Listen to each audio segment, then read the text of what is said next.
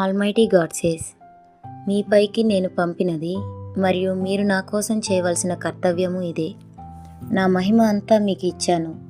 ఏర్పరచబడిన ప్రజలైన ఇశ్రాయేలీలు ఎన్నడూ పొందని జీవమును నేను మీకు ఇచ్చాను. వాస్తవానికి మీరు నాకు సాక్షార్థమై ఉండాలి మరియు మీ యవ్వనాన్ని నాకు అంకితం చేయాలి మరియు మీ జీవితాన్ని అర్పించాలి. ఎవరికి నా మహిమను అనుగ్రహిస్తానో వారు నాకు సాక్షిగా ఉంటారు మరియు నా కోసం వారి జీవితాన్ని ఇస్తారు. ఇది అనాది కాలంగా నా ద్వారా ముందుగా నిర్ణయించబడింది.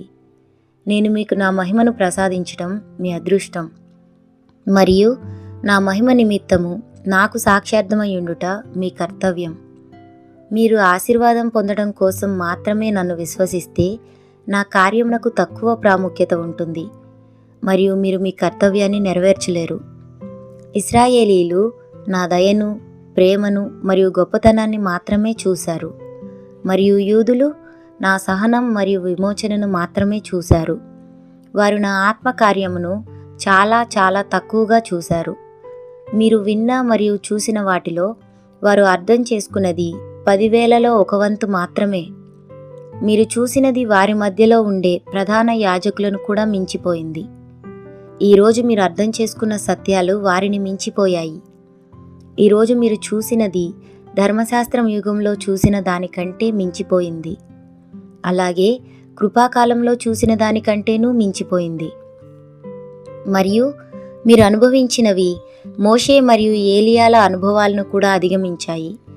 ఎందుకంటే ఇశ్రాయేలీలు అర్థం చేసుకున్నది కేవలం యెహోవా ధర్మశాస్త్రం మాత్రమే మరియు వారు చూసినది యెహోవా యొక్క వెనుక భాగం మాత్రమే. యూదులు అర్థం చేసుకున్నది యేసు యొక్క విమోచన మాత్రమే. వారు పొందినది కేవలం యేసు ప్రసాదించిన కృపను మాత్రమే మరియు వారు చూసినది యూదుల ఇంటిలోని యేసు యొక్క రూపం మాత్రమే. ఈరోజు మీరు యెహోవా యొక్క మహిమ, యేసు యొక్క విమోచన మరియు నేటి వరకు జరిగిన క్రియలన్నీ చూస్తున్నారు.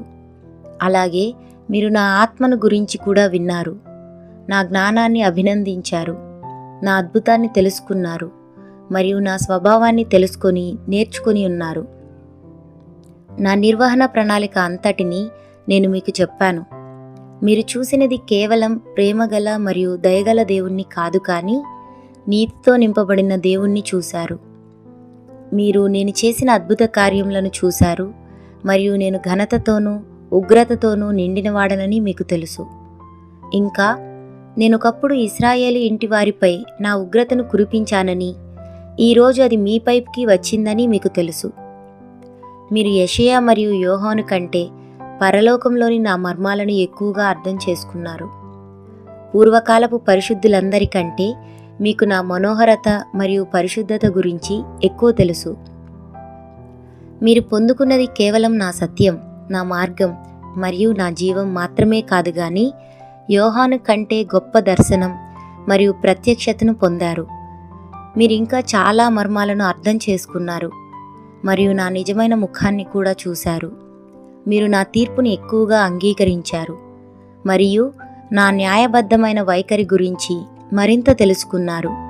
కాబట్టి మీరు అంత్య దినాలలో జన్మించినప్పటికీ మీ అవగాహన గతానికి సంబంధించినది మరియు మీరు కూడా ఈనాటి సంగతులను అనుభవించారు మరియు ఇదంతా నేనే స్వయంగా చేశాను. నేనే మిమ్మల్ని మీకు మితిమీరినవి అడుగుటలేదు, ఎందుకంటే నేను మీకు చాలా ఇచ్చాను మరియు మీరు నాలో చాలా చూశారు. కాబట్టి గత కాలాలలో పరిశుద్ధులకు తగినట్లుగా నా నిమిత్తము సాక్ష్యం ఇవ్వమని నేను మిమ్మల్ని అడుగుతున్నాను మరియు ఇదే నా హృదయపు ఏకైక వాంఛ.